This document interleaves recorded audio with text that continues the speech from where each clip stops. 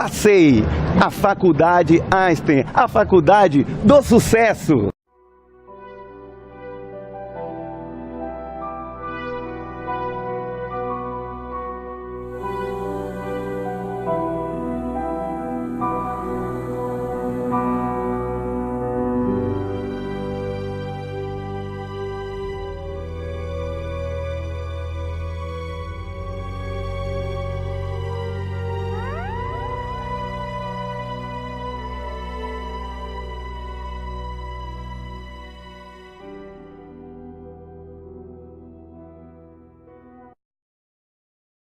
O mundo teve e tem grandes avatares.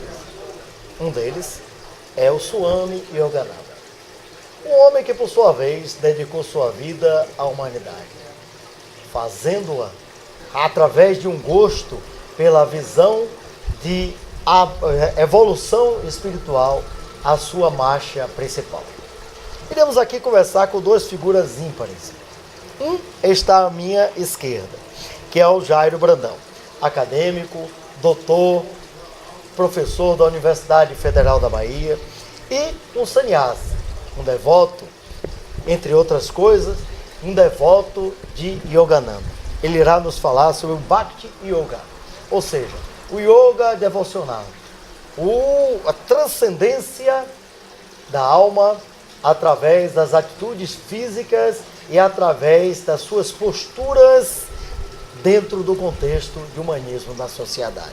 Do lado direito, eu tenho Tony de Túlio, que irá nos falar sobre o Hatha Yoga.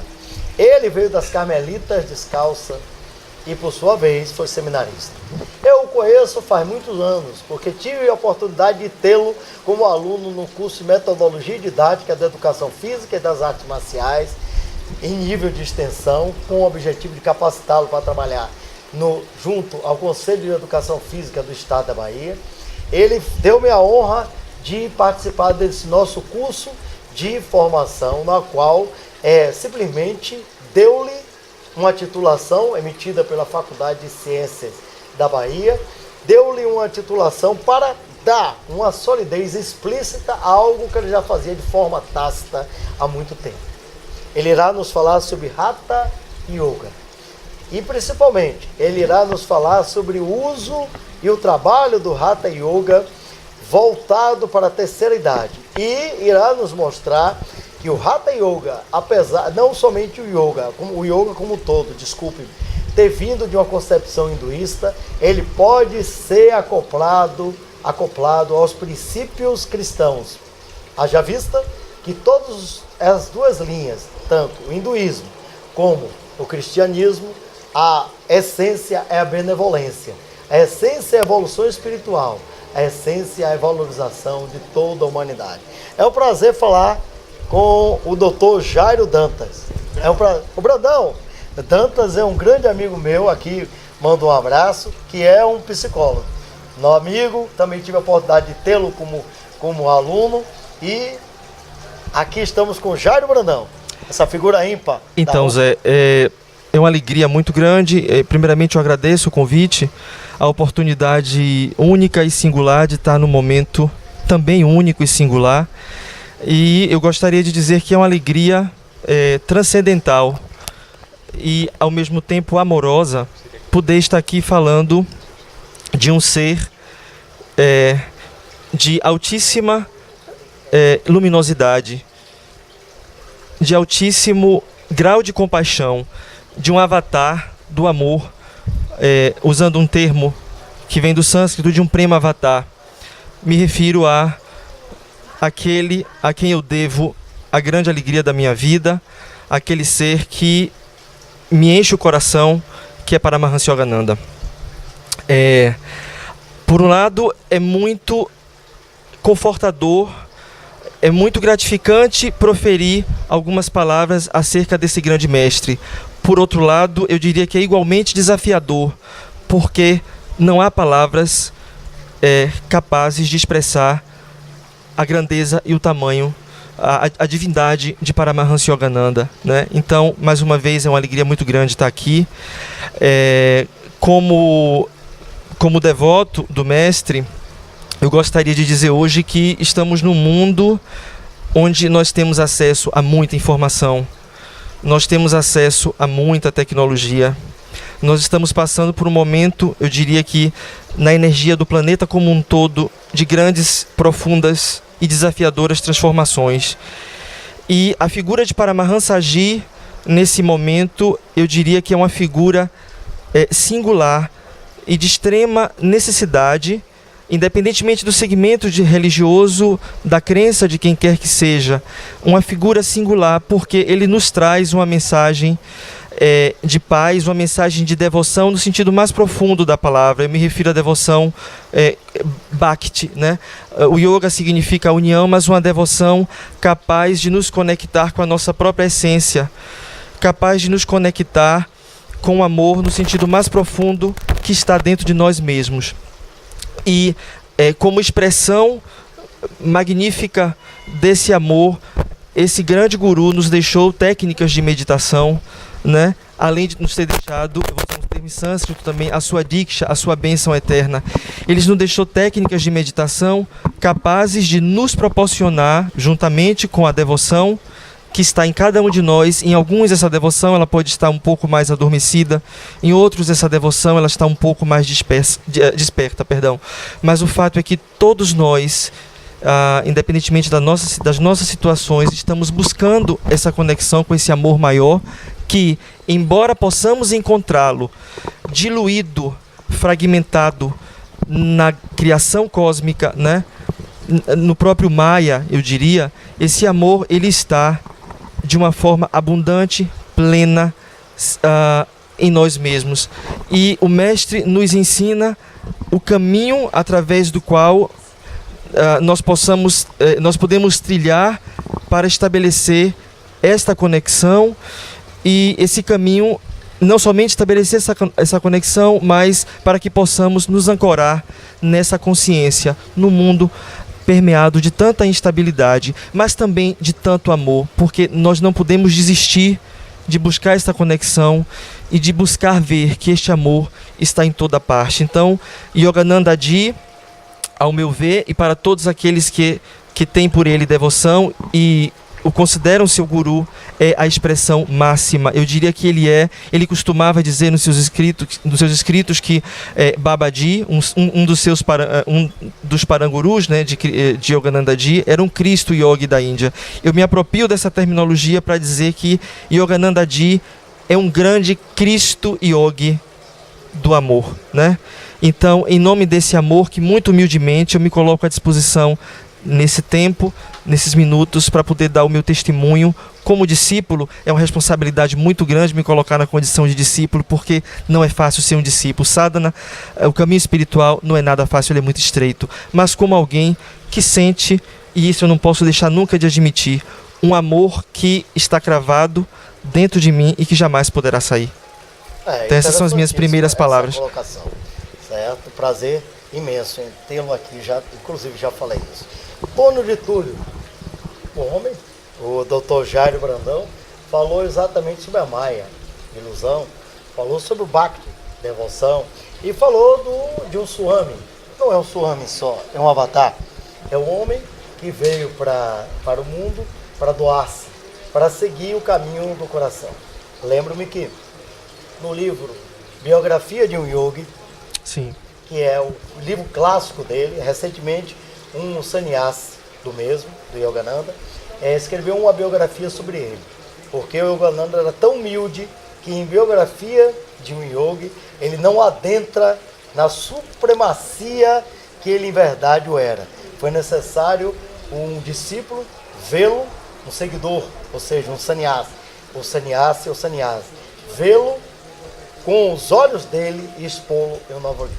Bem, agora você, Tony, você vai nos falar sobre Hatha Yoga, né? Junção da lua com o sol. Exatamente, o uso do corpo, dos asanas, não somente os asanas, com o uso dos pranayamas, onde a essência do corpo, ele faz com que nós cheguemos à evolução espiritual. E principalmente você nos fala de usar isso para a terceira idade, que é algo fundamental. Nós somos sabedores que os astros, né, são difíceis de serem feitos, mas a terceira idade tem uma vantagem em fazê-lo exatamente porque não vai suar.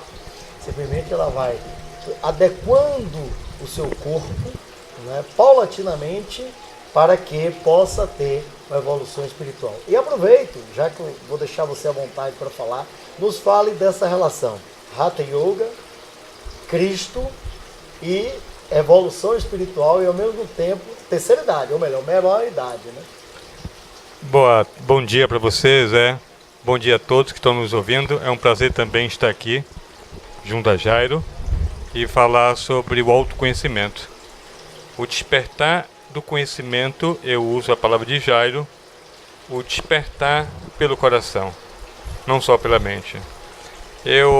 Como você colocou, eu vim para o yoga, eu me digo sempre yoga diferenciado, porque eu me considero um monge carmelita. Mesmo depois de vários anos já ter saído do Carmelo descalço, onde eu fiz uma experiência, mas foi através do Carmelo, através da renovação carismática, me permita aqui colocar, que eu cheguei à espiritualidade. Eu fui conquistado pela renovação, onde conheci o silêncio, e através da busca do silêncio, da disciplina da mente, educar a mente, aquietar a mente, eu tentei despertar, melhor dizer, o Cristo interior.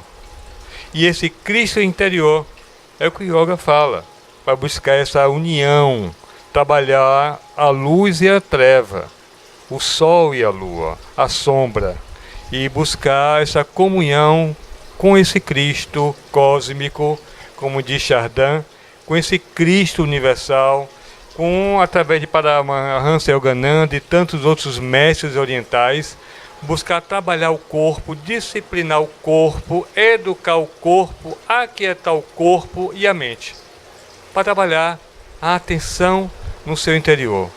O meu trabalho ele é muito voltado para a terceira idade, na medida que elas se abrem para a respiração. Minha arma que eu uso, o trabalho que eu uso muito, é a atenção da respiração, do pranayama, e através do pranayama, minha atenção da respiração, eu vou trabalhar com pequenos alongamentos dessas pessoas, até de mim mesmo, para depois chegar a um relaxamento e a meditação.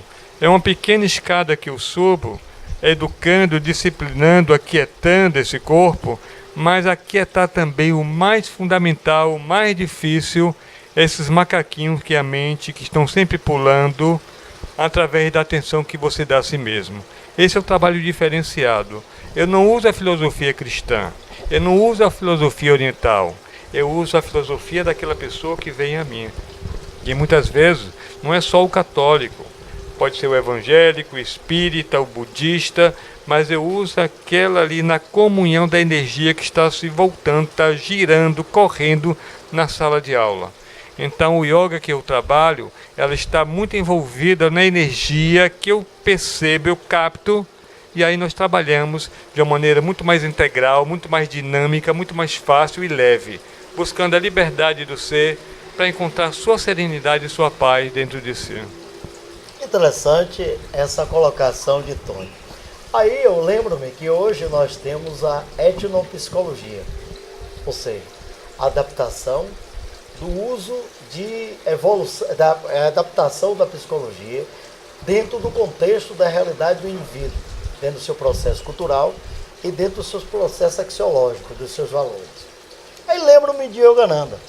Sim. Yogananda, por sua vez, ele saiu do Oriente e trouxe para o Ocidente umas palavras nas quais estavam adequadas para a realidade do ocidental naquele momento e, por sua vez, elas, apesar de ele ter desencarnado, continuam vivas cada vez mais no século XXI. Sim. Então, essa visão de futuro que o Avatar, o Swami, o Guru, porque Guru em sânscrito quer dizer vaga, né? O Guru, certo? Yogananda deixou-nos. Isso nos permite perceber que ele tinha uma evolução maior do que a nossa, que vivemos só em maias e ilusões, Porque, em verdade, ele chegou para o mundo ocidental, né, com a visão oriental, mas adaptou o Oriente ao Ocidente. Não foi isso? Perfeitamente. Aí, me apropriando da sua fala, eu acho que tem um termo que talvez que tenha bastante a ver com o que o meu amigo Tony falou, que é a questão da contextualização, né? Então, passar a mensagem que tem que ser passada, cumprir com a tarefa que nos chama, mas sem perder de vista as características, as idiosincrasias de cada situação, de cada pessoa, né? Quer dizer, existe uma questão de contextualização aí que eu sinto. Então, o mestre, ele apesar de ser oriental, ele conseguiu trazer os ensinamentos para o Ocidente de uma forma, me permita o termo, amorosa, né? Caminho do coração. Exatamente, Exato. né? Que é a essência do Tao, né? É a essência do budismo também. Exatamente. Caminho do coração. E uma das coisas que também ele deixou, uma das tônicas de um dos seus ensinamentos, é justamente a seguinte, que na realidade Jesus e Krishna são avatares que ensinavam as mesmas verdades, né? Então, os ensinamentos que, independentemente se os ensinamentos espirituais estão na Bíblia ou estão no Gita, que foi tirado do Mahabharata, o Bhagavad Gita, que é a escritura hindu, ou seja, eles ensinavam a mesma coisa. Todos eles ensinavam em linguagens diferentes a arte, eu diria, né, de amar. O objetivo é o mesmo, né, Tony? O objetivo é o mesmo. É engraçado que nessa visão de Hegel, tese, antítese e síntese, acabamos nos harmonizando, né? E por osmose, dentro de uma visão de equilíbrio e homeostase, nós chegamos ao consenso. Principalmente pelo fato de Arjuna e Krishna, no Bhagavad Gita, né, que é um clássico, um livro sagrado hinduísmo. Quando nós vamos à Torá, e ao contexto do Talmud, e aos princípios da Bíblia, até mesmo no islamismo, com o Alcorão, nós encontramos princípios iguais. Não estamos aqui falando dos homens, estamos aqui falando dos princípios passados pelos avatares, pelas pessoas que representaram, apareceram no mundo como profeta, aqueles que falam por nome de Deus. Agora, diga-me uma coisa, Tony, que deixou-me sempre curioso. Quando você foi para as Carmelitas, a visão é tomista, judaica cristã. Então, existe uma limitação, ou seja, até aqui pode ser feito, daqui para lá não pode mais ser feito, ou seja, não se acredita no processo da reencarnação. Platão não existe dentro desse contexto, porque toda a visão judaica cristã era aristotélica. É no sabido que o Oriente todo, ele aceita uma evolução espiritual, uma evolução kármica, uma roda de samsara. Isso não deu um choque de egrégoras, não? Para você? Porque você tinha vindo de uma linha carmelita, né? E de repente você veio para uma linha de evolução espiritual que vai além da vida, ou seja, ela é reencarnacionista e não a ressurreição, ressurreicionista. Muito bem. Você quer me pegar? Não tô lhe pegando não, de jeito nenhum. A consequência para ir para o Carmelo, antes de tudo, foi a liberdade que eu me dei aos 17 anos de ter conhecido a renovação carismática. E a renovação carismática, na minha época, no início que ela começou, que começou nos anos 60, eu a conheci nos anos 70, ela tinha um espírito muito mais aberto, alinhado. Eu nunca muito me prendi sobre reencarnação ou não. Sendo católico, eu segui a linha católica. E foi a renovação que me levou para o Carmelo. Não foi o Carmelo que me convidou, me chamou. Eu me senti levado pelo Carmelo na busca do silêncio integral. E nesse silêncio integral, no Carmelo, eu não encontrei tal qual o silêncio que eu buscava, como nós encontraríamos no mosteiro budista. E eu tinha ânsia dentro de mim por um silêncio amoroso. Mas esse silêncio que me desse toda a liberdade na minha ética, na ética pessoal, espiritual, mas me desse uma liberdade, tá, do meu espírito poder sair. Não sair de mim, não é esse sentido, mas sair e me sentir livre. Expandir, talvez. Expandir, uma expansão da consciência, profundo. Tanto que eu não fiquei no Carmelo, que meu pai ficou de câncer, eu tive que voltar e não retornei mais sem nenhum problema, sem nenhuma relação de amoroso. Por livre vontade não voltei mais. E através da minha volta, eu voltando a meditar e ajudando outras pessoas, eu fui fazer um trabalho com Hermógenes no Rio. E passei um ano no Rio com o professor Hermógenes, que me deu mais uma expansão de consciência. E me chegou a um conhecimento muito mais sem nenhum problema. Hoje eu dou minhas aulas, não toco sobre isso não me incomoda, porque eu acho que a vida sua não é você ficar olhando para trás, como disse Cristo, para virar uma pedra de sal. Mas o que você está fazendo aqui agora? É sua experiência aqui agora. Então eu vivo muito a minha experiência aqui agora, sabendo lá atrás, hoje eu sou muito aberto para isso, mas eu não me preocupo em passar isso para minhas alunas, nem cobrar delas. Como é que você está? Como é que você pode reintegrar a sua vida, recondicionar a sua vida, trabalhar com o seu eu, buscar você e se equilibrar e ter paz? Então hoje a abertura existe, eu acho que isso é uma coisa real, não tem como escapar. O primeiro concílio, você deve saber mais que eu, da igreja, estava lá e foi cortada essa visão de reencarnação, que a igreja sempre aceitou. Não existia igreja, os cristãos. E hoje foi fechado. A igreja primitiva. A igreja primitiva. Então eu acredito muito nessa reencarnação, mas não me preocupo. Eu estou no presente, estou encarnado nesse corpo, nessa realidade hoje. E é ela que eu tenho que viver com toda a responsabilidade e ser feliz. Quando eu fiz essa pergunta, eu não o fiz para colocar na parede. Você me conhece, você foi meu aluno e tal. Em verdade, eu queria que as pessoas que estão nos assistindo pudessem ver esta importância, esse ato que é importante, para que nós percebamos o quanto é importante, o quanto a mente aberta, ela tem que estar igual paraquedas. Porque você pula do avião, o paraquedas está fechado, né? Já era. E existe uma coisa, o passado está na frente, nós podemos vê-lo. O futuro está atrás, a Deus pertence. E o aqui e agora é o que nós vivemos. Porém, Tony, você falando, reportou-me a uma visão do Yogananda para o Jairo Brandão. A renovação carismática, ela é em verdade pentecostal. Isso. São louvores. Começou com Exato. Estudante universitário americano. Os movimentos surgidos aqui no Brasil, da pentecostal, foi exatamente de uma forma evangélica, que o evangelho é boa nova. Ele surge a partir da Assembleia de Deus, o Neopentecostal em 77, né, que é uma visão nova do Pentecoste. Quinto dia, que Jesus, tal, aquela coisa toda.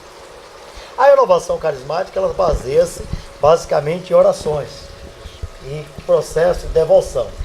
Isso nos reporta ao Bhakti Yoga, que exatamente são os mantras, né? Porque há muita repetição, aquela coisa, e principalmente também aos momentos, as carmelitas e os jesuítas, né, ficam muito em silêncio, que é o processo da meditação. Aí o que eu queria lhe perguntar é, qual foi o trabalho que Yogananda nos deixou através da visão da meditação, que é o Dhyana em sânscrito, Zen em japonês, Sun em chinês, ou Shun em coreano e Shen ou Shan em chinês. E também o que representava os mantras, né, para dentro do contexto de Yogananda e das orações, porque isso nos dá uma visão análoga ao que é feito na renovação carismática, ou seja, carisma, a louvação, exatamente as orações e a respeitabilidade à visão de Deus. É muito interessante essa pergunta que você está fazendo.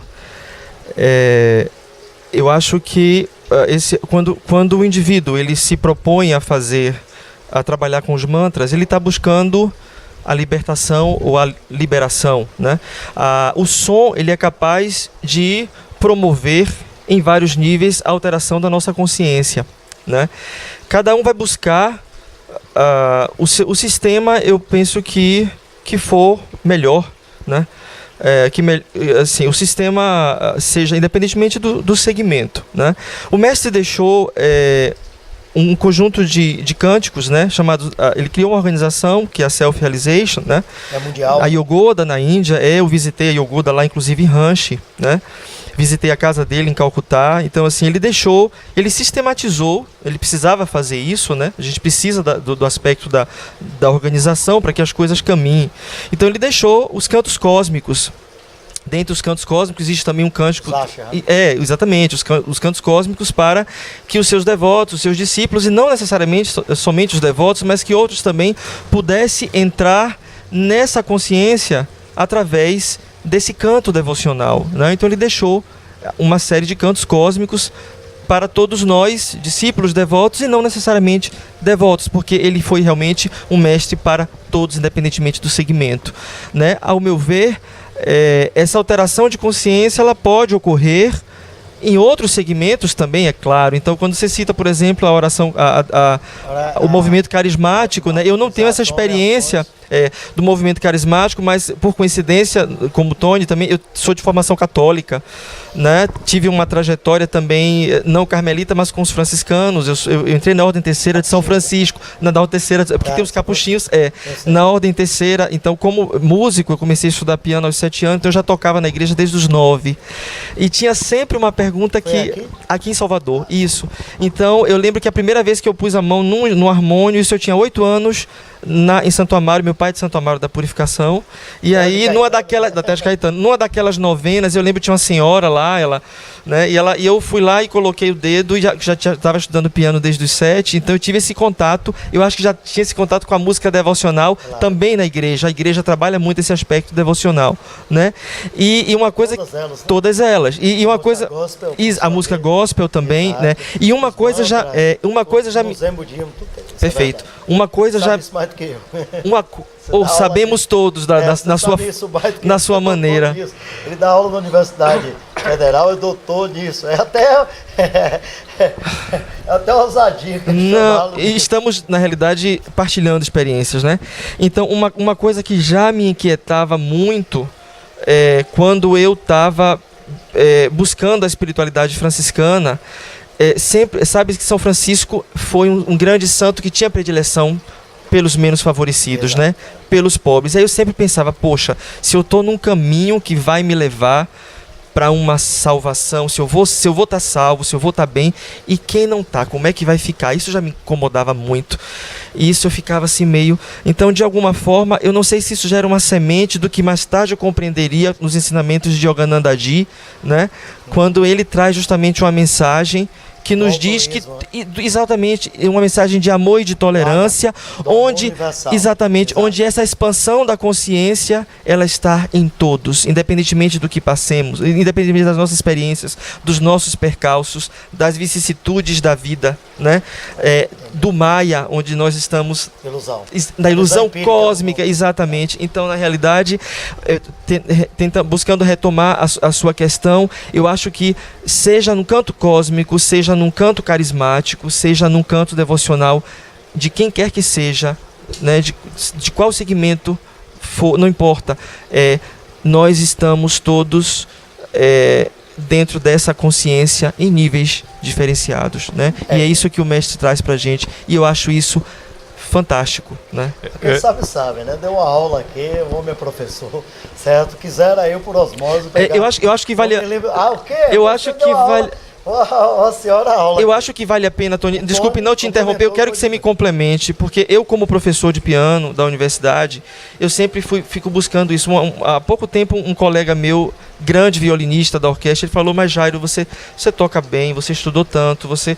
ele sente falta ele queria que eu dissesse assim: como é, quando é que você vai assumir essa coisa, sou pianista? Eu falei: amigo, eu acho que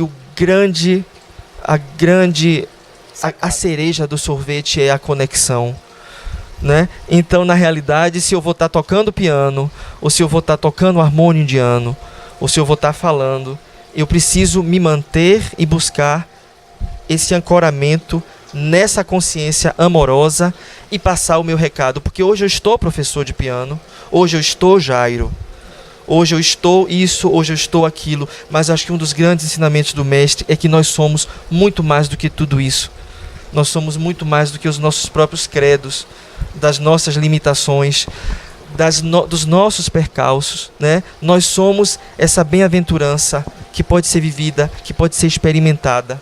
É o buscador. Com muito amor, né? É o buscador. Interessantíssimo. É o eterno buscador. Essa colocação. E principalmente pelo fato de que, em grego, a palavra amor, ela tem 3 sentidos. O sentido de eros, o sentido de filos e o sentido de ágape, ou seja, o caminho, o amor universal, como tinha Yogananda, como tinha Cristo. Interessante que nós conversamos com 2 sábios, discípulo de tudo e mestre de nada, que sou eu, eles não. Eles já têm os seus discipulados, já são sannyassis, estão no processo maior de evolução e nos leva para que nós eliminemos o Maya. É nos preciso perceber que o Maya é ilusão e que o empírico aristotélico é que exatamente criou algumas fundamentações que nos faz pensar, como ele mesmo disse aqui, numa visão shakespeariana. To be or not to be, there's the question. Ser ou não ser, is a questão. Mas o ser aqui e agora é diferente do estar aqui e agora. Porque, em verdade, como aqui, eu cito uma frase de Swami Bhapadananda, ele disse: a vida na Terra nada mais é de que algo que você tem que perceber que está com a roupa.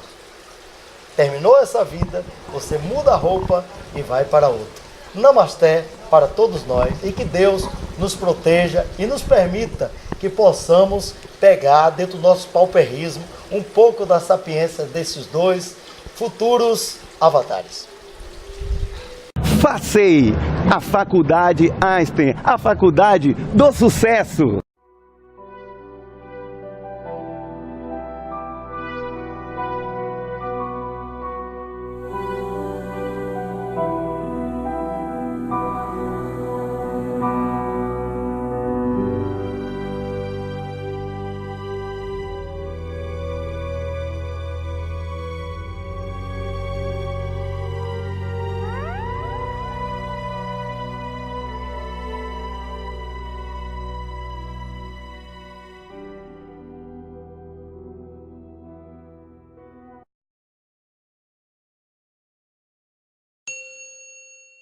De compaixão, de um avatar do amor, usando um termo que vem do sânscrito de um prema avatar.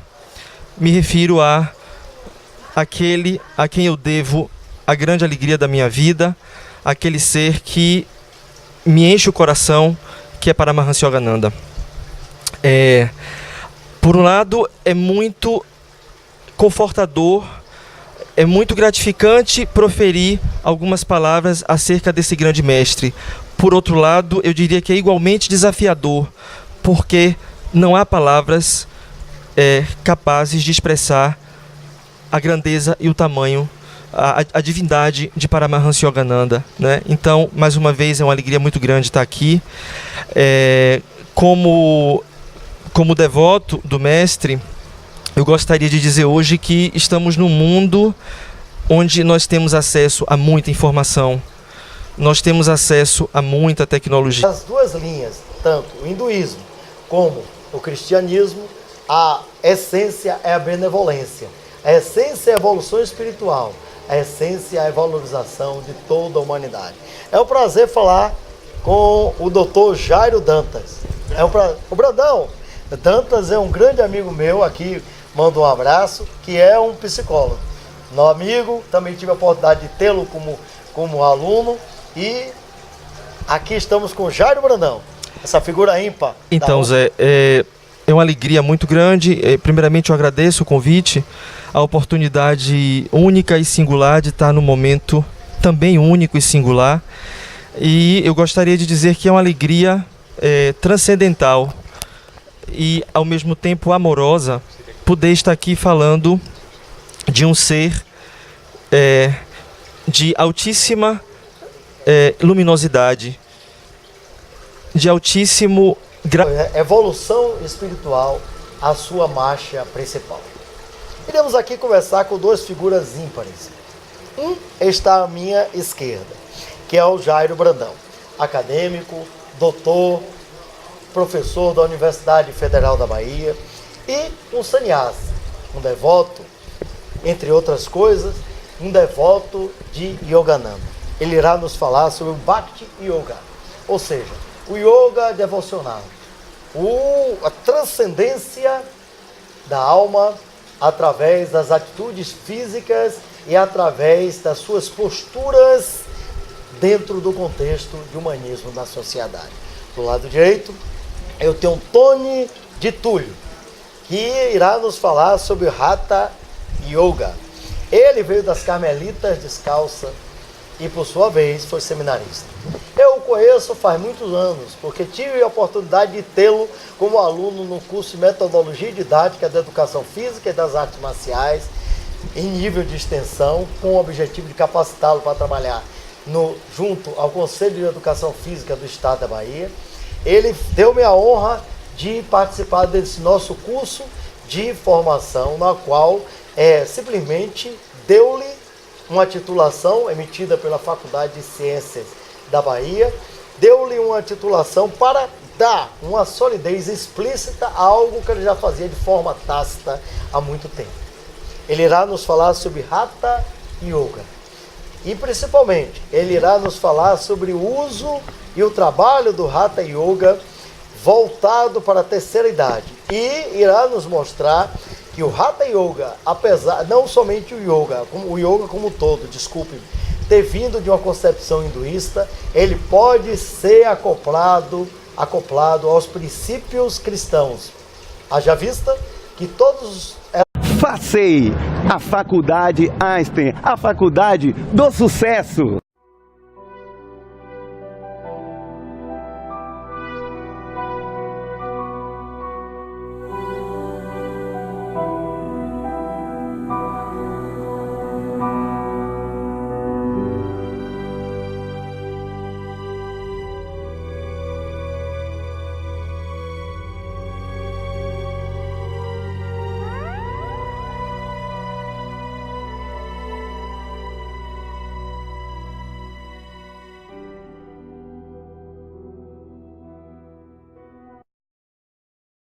O mundo teve e tem grandes avatares. Um deles é o Swami Yogananda, um homem que, por sua vez, dedicou sua vida à humanidade, fazendo-a através de um gosto pela visão de